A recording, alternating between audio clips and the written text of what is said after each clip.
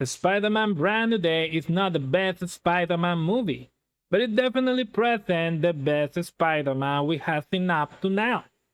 Honestly, guys, if you are ready for this conversation after those two big statements, let's start talking about Spider-Man Brand New Day, which has finally premiered.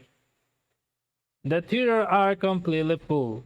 Expectations were extremely high, and the world reviewed giving it 100 of, out of 100. But is Spider-Man Brand New Day the best Spider-Man movie we had been waiting for, or did it fall short? Leave your opinion in the comment. What do you think? Do you like it? Do you think it's the best Spider-Man movie, or the best Spider-Man? I'm gonna read you in the comment, guys. As usual on this channel, we are going to start with the negative things, because this is also what the fun debate is. So, why do I feel that this Spider-Man movie is not the absolute the best? Well, for me, the best one is still Spider-Man 2. And that is because it followed the rule that a movie is only as good as its villain. We had a Star Wars with Darth Vader, or Infinity War with Thanos. Those are movies that don't need 10 or 20 sequels. With just one, it's more than enough to make the villain an iconic piece of cinema in general. In this Spider-Man movie, there is not even a real villain. And of course, we are going to talking about the spoiler here. The thing, as you may know, the main conflict is with Jean Grey.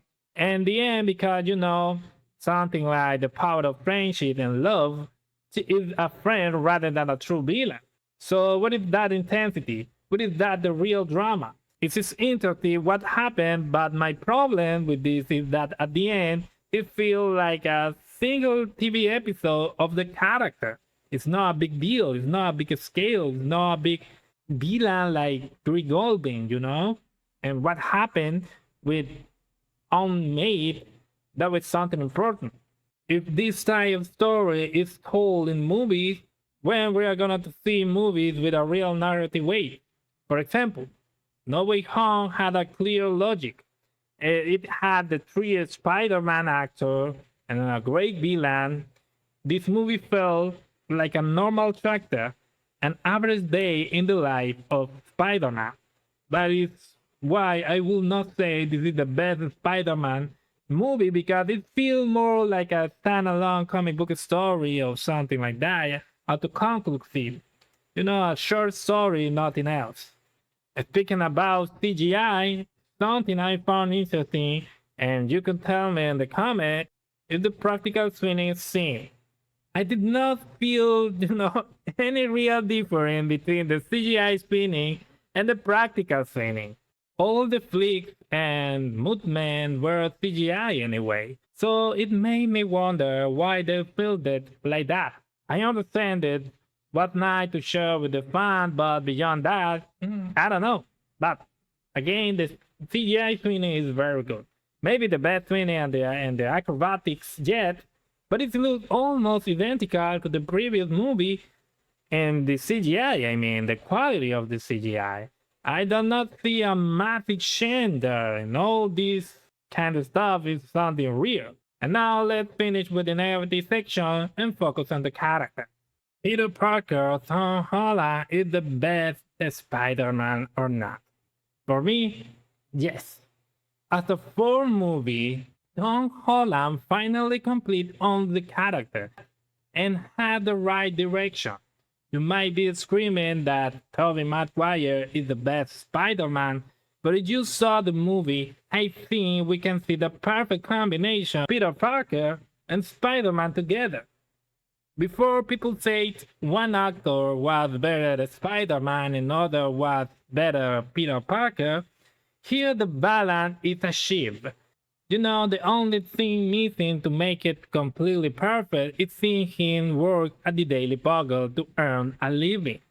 Because I was asking myself, how does this guy pay his bills? But it's love seeing him as a street-level hero who works with damage control and the police. And that was something hilarious. It's something like, okay, he now forget Peter Parker, that is the plot of the movie, but it's something like, hey man, this man, what happened?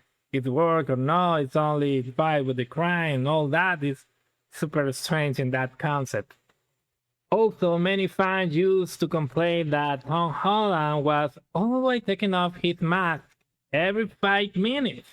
Fortunately for everyone, in this movie he does not take off his mask for a long period, which makes his hero scene feel much better and, something great for the Spider-Man secret or identity secret, that is so important in the character. Now it's time to talking about Jean Grey, the character played by Sadie Sink that everyone was talking about. Finally, we have mutant clear insight in the MCU. Sadie Sink is a fantastic actress, and she does an amazing job. This version of Jean Grey is extremely strong. If you pay attention, she can jump from mind to mind in just the beginning of the movie. Just like Xavier. When she gets angry, she can, telepathically freeze an entire New York street for miles. She also used a huge telekinetic power to make things flow. So she's easily the most powerful Jean Grey we have seen so far. At the start of the movie, she could not enter Spider-Man's mind, but when her full power unleashed, she can break through even when Spider-Man gets a power up. It will be very interesting to see how she interacts with the rest of the X-Men in the future movie. Especially because, when she interacts with Cyclops and other X-Men, the most important thing is the villain, because she easily can defeat anyone, any villain right now. It is the most powerful Jean Grey and the whole X-Men saga. And I was wondering what happened when she gets the Phoenix power. Will be insane. Imagine all that power in this movie. What happened in X-Men? Any villain is not enough to fight with Jean Grey. She kills all the ass she wants.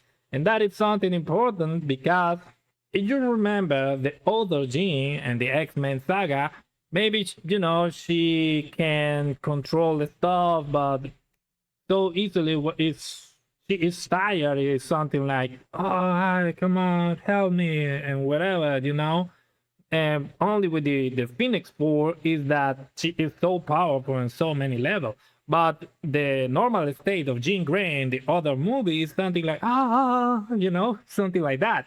But here, it's something like in a state normal level, destroy the whole city of, freeze the whole city of New York Street. So it's something strange and something huge if you think about it. And guys, we have Hulk and Punisher. Hulk shows us that Bruce Banner wanted to integrate back into society. So he was a power innovator to live as a normal human and teach his classes. But when Jean Grey controlled his mind, she unleashed the wild Hulk that was sleeping inside him. When he transformed and said, "No Banner, no Jean, only Hulk," oh man, that was a super cool moment in the movie. He grows even bigger and stronger. That fight between Spider-Man and Hulk was easily the best fight in the whole movie. As for Punisher, he is a judge for a PG-13 compared to his previous special, but he is still the same tough character who doesn't hesitate. He almost killed Jean Grey until Spider-Man, tried to protect her to save her life. I prefer and I understand that decision, when this solo character and his own environment and all that, he can,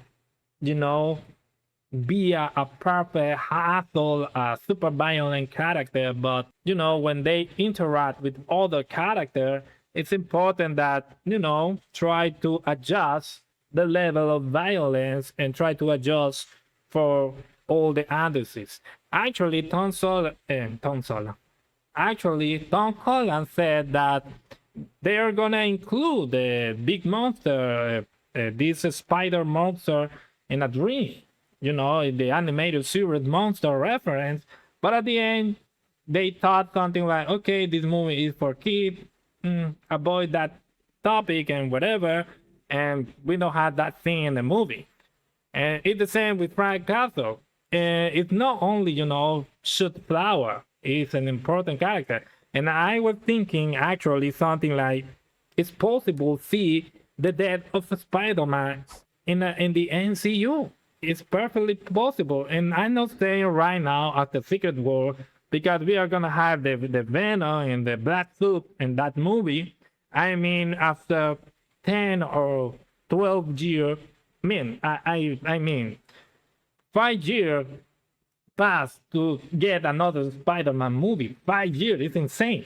But it's impossible. And we watched it in this movie. So prepare yourself because we possibly get the Spider-Man death in the MCU. I don't know when, but it's possible.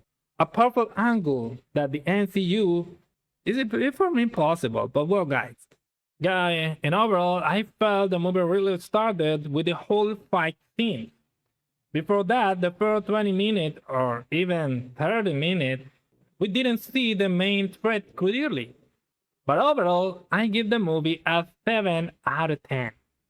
And it's curious because all the crew of Spider-Man in the previous movie, I always thought that, that those annoying characters, I don't want to know about them. It's something like super stupid and NJ and the other guy. Come on, man. This is absolutely stupid. But here was the best part of the movie. Was the best connection. With, the connection between Spider-Man and Ned, his best friend. The connection with NJ that in that moment, she said something like, I don't love you because I don't know who you are. That is something really deep. It's something really important to the character. In that aspect, I love the movie. And it's curious because those secondary characters for me was a waste of time. Right now, it's the best part of the movie. So, it's present one of the best versions. So, Spider-Man Brand New Day is the best version of the Spider-Man for me. A bold Hulk story and keep the MCU connects without taking the focus away from Peter Parker. And that is another point. For me, it's not a bad thing have these cameos because a lot of people is saying, I want a solo Spider-Man without any MCU character. Well, first of all, we never really gonna have that because all the right with Sony and all that, the corporate right. So they need put those characters to get the Spider-Man in the MCU. And at the end, don't bother me. All that character for me is more cohesive. It feels that the whole MCU is connected. And that aspect is really great. I really enjoyed the movie. I really enjoyed the cameos. And never feel that Peter Parker is not important in the story. And maybe another character overshine, nothing at all. And that is not the case of the movie. So guys, I'm with it. Leave me in the comment what is your opinion about this movie. Do you like it? Do you hate it? What is going on? For me, 7 out of 10. It's not the best movie of the Spider-Man. Spider-Man 2 is the best. And we had the best Spider-Man until now. Congratulations, Tom Holland. Subscribe and see you in the next episode. Bye bye.